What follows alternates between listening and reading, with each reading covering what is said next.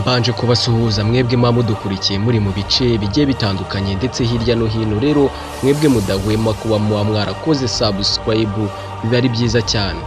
Nawe niba uhingukiye k'uyu muyoboro wa YouTube channel wacu, rero ibuka kuba wakanda subscribe, wibuke no kuba wakora ku nzogera kugira ngo tujye tubana muri izi documentaire za filime. Rero ndongeye ndagarutse rero kuri izi filime uko ari ebyiri. Rero ni filime zagiye zicura urondogoro hirya no hino, rero kandi akaba ari filime zagiye zikundwa ku isi hose.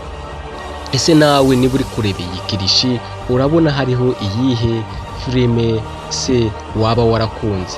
Rero ibingi tugiye kuganira aho ngaho rero se cyangwa kuri iyi channel, niwumva ari byiza cyane ukande subscribe, wibuke no kuba wakora ku nzogera.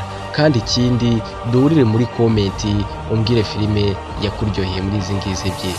Urabizi ko filime ya Krish gatatu, ese filime gatatu rero ikaba ikiri guhitinga rero ku isi ndetse n'ahandi hantu hagiye hatandukanye. Rero bikaba bivugwa yuko rero harimo harategurwa na kane. Rero iyi ni filime ishobora gusohoka muri uyu mwaka rero wa 2026. Rero ni filime ishobora kuba itegereje abantu benshi cyane bitewe n'uko yabaryoheye.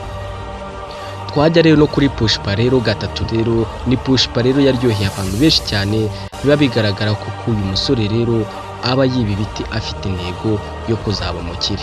Rero Pushpa rero nubwo akora ibi byose, rero ababikora ku bw'abaturage ndetse no kubwe kugira ngo azabashe kuba umukire.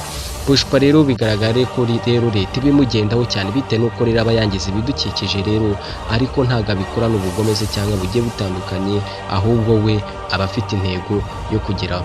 Krish nawe rero ubona ko ari intwari y'abaturage, rero aba akomeje kuba yatabara Sekibi se cyangwa akomeje kuba gutabara abaturage kugira ngo Sekibi atabasha kuba yabagirira nabi.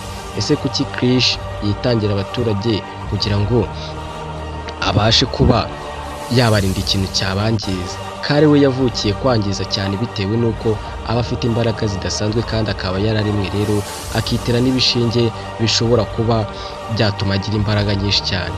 Ni nyuma yaho rero aba afite abayoboke rero bagiye bakoresha imbaraga zigiye zitandukanye, rero yagiye yiremera. Rero Pushpa nawe rero bigaragara yuko ko nawe ari umuntu rero nawe ugira aho ngaho akaza kuza kuba umukire, rero akazafata bikaba ngombwa yuko ko agenda afata amabandi yo mu mujyi yose akayahuzahuza, bakagenda bakorana ku bijyanye rero no kwiba ibiti. Pushpa rero ni umuntu uzi ubwenge, rero yagiye akora ibintu bigiye bitandukanye rero nko kwiba ibiti. Rero polisi yamukurikira rero akabasha kuba yabitsimba, rero bya biti rero ntibibashe kuba byagaragara, rero bagakomeza kumutega agatego kenshi cyane. Rero bavuga ko nyine ahantu hose ari bwacisha ibiti hose bagomba kuhagutaguta. Rero Pushpa rero azi ubwenge, rero akagenda akina agakino kenshi cyane, agafata ya makamyo rero ibiti akabisasamutse hejuru, agashaka ibindi bintu ashyiraho se cyangwa nk'ibyatsi ntibigaragare. Uyu musore rero yigeze kuba rero yahisha ibiti mu mwobo, rero leta imara nk'amezi nk'abiri irimo ibihiga, rero yarabibuze. Krish nawe rero bivugwe ko aba afite papa we rero uba waramuremye, rero akamuha urumuri rw'izuba, Krish kabasha kuba yagira imbaraga. Ariko ubona ko Kare aba amurenzeho byange bikunde. Ese witeguye kuzareba Krish kane uburyo izaba imeze?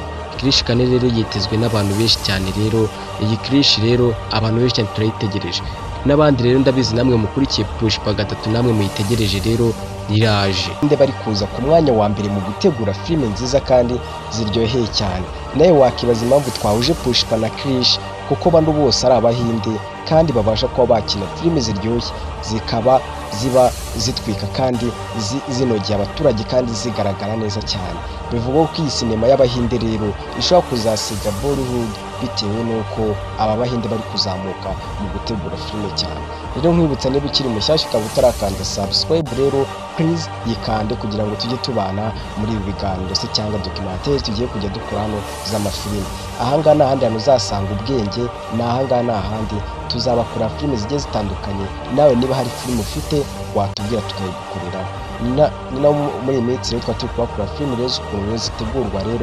Rero nawe nyandikira muri comment umbwira ati uzankorera filime iyi n'iyi ngiyi, mbabereyeho kugira ngo mbafashe, reka mbabwira ati ndabakunda cyane.